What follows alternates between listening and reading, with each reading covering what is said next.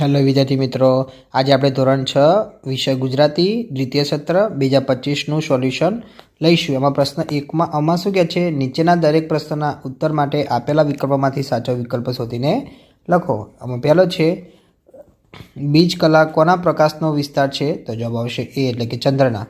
બીજો, એકલો જાને રે ગીતનો હકારાત્મક સંદેશ શું છે? તેનો જવાબ આવશે ડી એટલે કે વિરોધો વચ્ચે આગળ વધવું. ત્રીજો, કુંજમાં બોલતી કોયલનો અવાજ ક્યાં સુધી સંભળાય છે? તો જવાબ આવશે એ એટલે કે શેરી. બ લઈશું, કૌંસમાં આપેલા શબ્દોમાંથી યોગ્ય શબ્દ પસંદ કરી ખાલી જગ્યા પૂરો. પહેલો છે, હોડી ખાલી જગ્યાના કિનારા છોડી આગળ વધી. તો જવાબ આવશે ભૂમિ. બીજો, હલ્યને આંબાવાડીએ હજી ખાલી જગ્યાની તાજીયત. તો જવાબ આવશે પોર. ત્રીજો, ઓરે ઓરે ઓ અભાગી ખાલી જગ્યા ન ધરે કોઈ. તો જવાબ આવશે દીવો. ક લઈશું, આમાં શું કહે છે? નીચેના પ્રશ્નોના ઉત્તર એક વાક્યમાં લખો. પહેલો છે, રસ્તામાં અંધારું થવાથી ધૂળા સાથે શી ઘટના બની? તો કે રસ્તામાં અંધારું થવાથી ધૂળો બીજા વાટે ચડી જવાથી જંગલમાં ભૂલો પડ્યો. બીજો લઈશું, બાળકને ઘરનું આંગણું શા માટે નાનું લાગતું હશે? તેનો જવાબ આવશે બાળકને મુક્તપણે રમવા માટે મોકળું મેદાન જોઈએ છે, તેથી બાળકને ઘરનું આંગણું નાનું લાગતું હશે. ત્રીજો, તમે એકલા ન જાઓ તો શું શીખવાનું ચૂકી જાઓ? તો એનો જવાબ આવશે કે એકલા જઈને જાતે જે શીખવા મળે તે જાત અનુભવનું શિક્ષણ છે, માટે તે તમે ચૂકી જાઓ છો. ચોથો, ગોપી શા માટે ભર ઊંઘમાંથી ઝબકીને જાગી? તો કે ગોપી શ્રી કૃષ્ણને જોવા માટે ભર ઊંઘમાંથી ઝબકીને જાગી. 5, જોશ ભરવું એટલે શું? તેનો જવાબ આવશે જે તે વ્યક્તિમાં કોઈ કામ કરવા માટેનો જુસ્સો ભરવો. 6, સઢ કોનાથી ભર્યા ફૂલ્યા છે? તો જવાબ આવશે સઢ પવનથી ભર્યા ફૂલ્યા છે. 7, ધૂળાનો માર ખાધા પછી ચોરોએ શું વિચાર કર્યો? તો કે જો એકમાં આટલું બધું જોર હોય તો 12 જણા છૂટશે તો આપણી ઘોર ખોદાઈ જશે, એવો વિચાર કર્યો. 8, ગોપી વેલડી સાથે કોને જોડે છે? તેનો જવાબ આવશે ગોપી વેલડી સાથે ધોળાને ભૂખરા એમ 2 બળદ જોડે છે. ડ આવશે, નીચેના પ્રશ્નના ઉત્તર 2-3 વાક્યોમાં લખો. એ તમારા વિદ્યાર્થી મિત્રો જાતે લખવાના રહેશે. પહેલો છે, ચોર કેમ નાસી ગયા?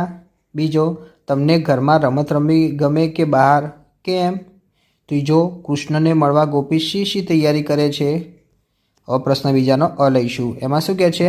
નીચેના દરેક પ્રશ્નના ઉત્તર માટે આપેલા વિકલ્પોમાંથી સાચો વિકલ્પ શોધીને લખો.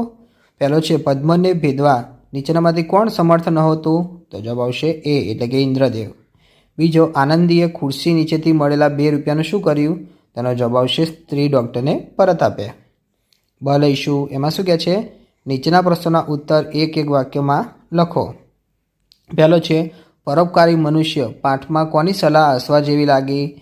તો કે એમાં આવશે ભૈયાજીએ 8 દિવસ સુધી એક નાની વાટકી ભરીને ભાંગ પીવાની સલાહ આપેલી એ લેખકને શું કે પાઠના હસવા જેવી લાગી. બીજો, સાપુતારામાં કયા સ્થળે નૌકા વિહાર સગવડ છે? તેનો જવાબ આવશે સર્પગંગા નદી પર બંધ બાંધવાથી બનેલા વિશાળ સરોવરમાં નૌકા વિહારની સગવડ છે. ત્રીજો, પર્યટનની વાત સાંભળી આનંદી કેમ બહુ હરખાઈ ગઈ? તેનો જવાબ આવશે આનંદી આગગાડીમાં કદી બેઠેલી જ નહોતી. પર્યટન આગગાડીમાં જવાનું હોવાથી પર્યટનની વાત સાંભળી આનંદી હરખાઈ ગઈ. ચોથો, ડાંગી લોકો હાથ ઉદ્યોગની વસ્તુઓ કેમ બનાવતા હશે? તેમાં જવાબ આવશે ડાંગના જંગલોમાં પુષ્કળ પ્રમાણમાં વાંસ થતો હોવાથી કહી શકાય કે ડાંગી લોકો હાથ ઉદ્યોગની વસ્તુઓ બનાવતા હશે. 5મો, અપરાજય પાઠના લેખકનું નામ શું છે? તેનો જવાબ આવશે ધ્રુવ ભટ્ટ. 6, ધોબીએ લેખકને આંજણી મટાડવા શું ઉપાય સૂચવ્યો? ધોબીએ લેખકને આંજણી મટાડવા માટે ઉપાય સૂચવ્યો કે લવિંગ ઘસીને ચોપડો બળતરા બળશે પણ આંજણી ઊભી જ નહીં રહે. 7મો, આનંદીની સાચી સ્થિતિનો ખ્યાલ આવતા મોટા બહેને શું કર્યું? તેનો જવાબ આવશે તેનું નામ માફી વિદ્યાર્થીની તરીકે દાખલ કરી તેની ચોપડા નોટબુક પોતે આપવાનું નક્કી કર્યું. પ્રશ્ન ક એ તમારી જાતે લખવાનો રહેશે. એમાં શું કહે છે? નીચેના પ્રશ્નોના ઉત્તર 2-3 વાક્યોમાં લખો. એમાં પહેલો છે, વઘઈ ગામના લોકો અને તેમની બનાવટો વિશે જણાવો. બીજો, આનંદીનો કયો ગુણ તમને ગમ્યો છે, કેમ? ત્રીજો, ગોળ વેચનાર વેપારીએ લેખકને આંજણીનો ઉપાય બતાવતા શું કહ્યું? ચોથો, અભિમન્યુના કયા કાર્યથી દ્રોણના ગર્વના ચૂરે ચૂરા થઈ ગયા. ડ લઈશું એમાં નીચેના પ્રશ્નોના ઉત્તર 4-5 વાક્યોમાં લખો. પહેલો છે ઉનાળામાં લોકો હવા ખાવાના સ્થળે જવાનું શા માટે પસંદ કરતા હશે.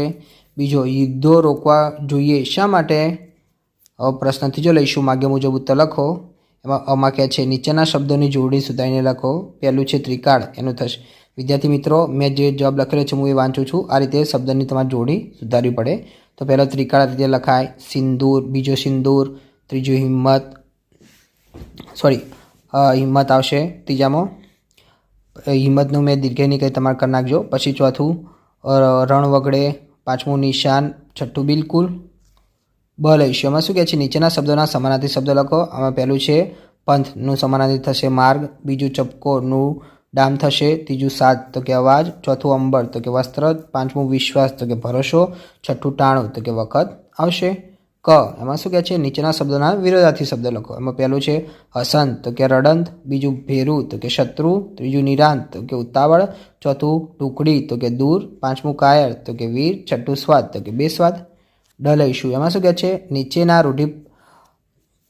રૂઢિપ્રયોગના અર્થ આપી વાક્ય પ્રયોગ કરો. ચલો પહેલું છે હૈયું ભારે થવું, તેનો જવાબ આવશે દુઃખનો અનુભવ થવો.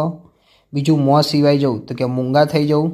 ઈ છે નીચેના શબ્દ સમૂહ માટે એક શબ્દ લખો. આમાં પહેલો છે તાંબાનો ઊભા કાનાવાળો થાળ તો આવશે ત્રાંબાળું. બીજો થાંભલાના જેવું ઊંચું ચણતર તો આવશે મિનારો.